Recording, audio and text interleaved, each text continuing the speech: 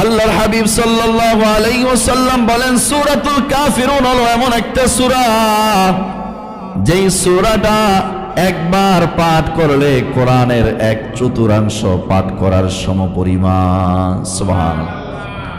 একবার পাঠ করলে কোরআনের 4 ভাগের 1 ভাগ পাঠ করলে যেই সওয়াব, এই সূরাতুল কাফিরুন একবার যদি পাঠ করে আল্লাহ তাআলা তার আমলনামায় সেই সওয়াব দান করবে। সুবহানাল্লাহ। আল্লাহর হাবিব সাল্লাল্লাহু আলাইহি ওয়াসাল্লামকে প্রশ্ন করা হলো, ইয়া রাসূলুল্লাহ, ইয়া হাবিবাল্লাহ, এই সূরাটার আরো মর্যাদা কি?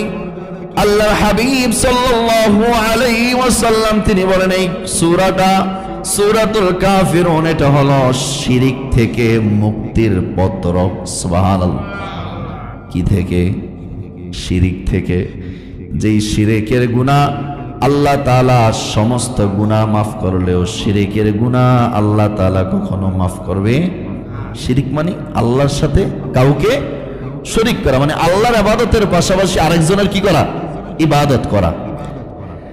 আল্লাহর হাবিব সাল্লাল্লাহু আলাইহি ওয়াসাল্লাম বলেন, এই সূরাতুল কাফিরুন হলো এমন একটা সূরা, যেই সূরাটা শিরিক থেকে মানুষকে মুক্তি দেয়, যেই সূরাটা শিরিক থেকে মুক্তির পত্র। সুবহানাল্লাহ। আল্লাহর হাবিব সাল্লাল্লাহু আলাইহি ওয়াসাল্লামকে কোন এক সাহাবী জিজ্ঞাসা করলেন, ইয়া রাসূলুল্লাহ, ইয়া হাবিবাল্লাহ, আমাকে এমন একটা দোয়া শিক্ষা দেন যে দোয়াটা আমি ঘুমাবার রাত্রে যখন বিছানায় যাব, বিছানায় গিয়ে আমি ঘুমাবার পূর্বে এমন একটা দোয়া আমাকে শিখিয়ে দেন যে দোয়াটা আমি পাঠ করব। আল্লাহর রাসূল সাল্লাল্লাহু আলাইহি ওয়াসাল্লাম বলেন, তুমি শোয়ার আগে বিছানায় গিয়ে, রাত্রিবেলা শোয়ার আগে বিছানায় গিয়ে তুমি এই সূরাতুল কাফিরুন পাঠ করো, তাহলে আল্লাহ তাআলা তোমাকে শিরিক থেকে মুক্ত দান করবে। সুবহানাল্লাহ। শিরিক থেকে তোমাকে মুক্তি দিবে এমন একটা সূরা। তুমি রাতে ঘুমাও, রাতে ঘুমাবার পরে তুমি সকালবেলা উঠবা শিরিক মুক্ত হিসেবে উঠবা। সুবহানাল্লাহ। আমাদের জিন্দেগির ভিতর অধিক বেশি আমাদের শিরিক চলে আসে, বিভিন্ন কাজে, বিভিন্ন কথায়, বিভিন্ন অবস্থায় আমাদের শিরিক চলে আসে। আল্লাহ তাআলার ক্ষমতার ভিতর আমরা অন্য কারো ক্ষমতাকে প্রয়োগ করি আমরা, ঠিক না? এজন্য রাসূল বলেন, সূরাতুল কাফিরুন পাঠ করো, সূরাতুল কাফিরুন তোমাকে শিরিক থেকে মুক্ত দান করবে। অন্য হাদিসের ভিতর আম্মা জান আয়েশা রাদিয়াল্লাহু তাআলা আনহা বলেন, রাসূল আকরাম সাল্লাল্লাহু আলাইহি ওয়াসাল্লাম বলেন, আল্লাহর হাবিব সাল্লাল্লাহু আলাইহি ওয়াসাল্লাম ফজরের সুন্নতে, কোন সুন্নতে?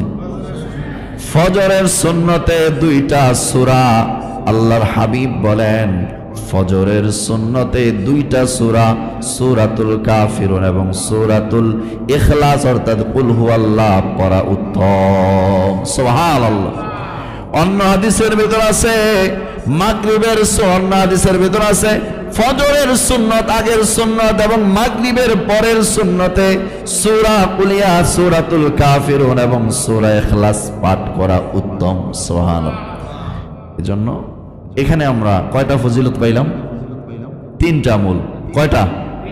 3টা পাইলাম, 3টা বিষয় পাইলাম। এক হলো আমরা যদি সূরাতুল কাফিরুন পাঠ করি তাহলে কোরআনের 4 ভাগের 1 ভাগের 1 অংশের সওয়াব আল্লাহ তাআলা কি করবেন? দান করবেন। তাহলে আমি যতবার পড়ব ততবার আল্লাহ তাআলা 1 অংশের আল্লাহ তাআলা কি করবেন? সওয়াব দান করবেন। আমরা যারা কোরআন দেখা যায় দীর্ঘ সময় পড়তে পারি না, আমরা বসে আছি, এক জায়গায় বসে আছি, হাঁটতেছি, আমরা এই সুযোগে কোরআনের 7.5 পারা প্রায়, ঠিক না? যে কোরআনের 7.5 পারা পড়তে তো প্রায় ঘন্টাখানিক লাগে, ঠিক না? ঘন্টাখানিক বা বেশি লাগে, আরো বেশি লাগে, 2-3 ঘন্টা লাগে যায় যারা সাধারণত আছে যারা। তো এটা আমাদের পক্ষে যদি সম্ভব না হয়, আমরা যেহেতু রাসূল বলছেন আমরা একবার সূরা কাফিরুন পড়ে ফেলি, বাস একবার সূরা কাফিরুন পড়লে ওই কোরআনের 4 অংশের 1 অংশ সব আল্লাহ তাআলা লিখে দিবেন। সুবহানাল্লাহ।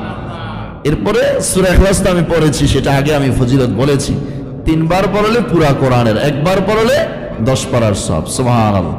এই আমলগুলো তো আমাদের আগের জামানার পূর্বের যে উম্মতরা ছিল, পূর্বের জামানায় যে উম্মতরা ছিল অন্যান্য নবীদের, তারা 900 বছর 500 বছর হায়াত পাইতেন, ঠিক না? কিন্তু আমাদের এই উম্মতদের তো এত হায়াত নাই, কিন্তু এই উম্মতের আমলের মর্যাদা আল্লাহ অনেক বেশি বাড়িয়ে দিচ্ছে, সুবহানাল্লাহ। কারণ অল্প করবা বেশি বাড়ায় দিব, অল্প করবা বেশি বাড়ায় দেব। এই জন্য আমরা এই সূরা কাফিরুন, সূরা ইখলাস, এগুলো আমরা হাঁটতে চলতে বসতে আমরা রাসূলের হাদিসের দিকে লক্ষ্য করে আমরা আমল করবো ইনশাআল্লাহ। 3 নাম্বার কথা বলেছি যে এই সূরাটা আমরা বিশেষ করে ফজর নামাজের আগের সুন্নত আছে না, ফজর নামাজের আগের সুন্নত রাসূল বলছেন এটা উত্তম, তুমি পড়লে এটা উত্তম কাজ করলা। তুমি ফজরের সুন্নতের ফজরের সুন্নতের এই 2 রাকাত সুন্নতে প্রথম কুলিয়া, তারপর কি সূরা ইখলাস অর্থাৎ কুল হুয়াল্লাহ পড়া কি উত্তম। ভিন্ন হাদিসের ভিতর আছে মাগরিব নামাজের যে পরবর্তীতে সুন্নত আছে ওটার ভিতরে পড়া উত্তম। ঠিক আছে, তো আমল তো করতে পারবো তো ইনশাআল্লাহ। এই সূরার যেহেতু বিষয় বলেছি আমি, ঈমান এবং কুফরকে পার্থক্য করে দেয়, ঈমান এবং কুফরকে কি করে দেয়, পার্থক্য করে দিয়েছে। মুসলমানদের কার্যাবলী এবং বেঈমানদের কার্যাবলীকে আল্লাহ তাআলা কি করে দিয়েছেন, পার্থক্য করে দিয়েছেন। আল্লাহ তাআলা প্রথমত রাসূলকে বলে দিয়েছেন